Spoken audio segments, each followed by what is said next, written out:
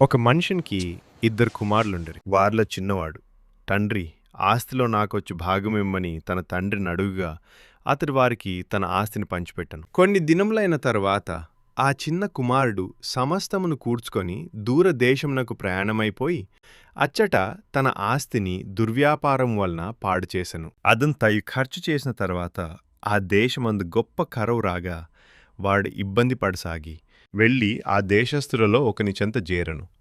అతడు పందులను మేపుటకు తన పొలములలోనికి వాని పంపెను. వాడు పందులు తిను పొట్టుతో తన కడుపు నింపుకొని అసపడను గాని ఎవడును వానికేమియూ ఇయ్యలేదు. నేను లేచి నా తండ్రి యొద్దకు వెళ్ళి, తండ్రి, నేను పరలోకమునకు విరోధంగాను నీ ఎదుటను పాపము చేస్తిని.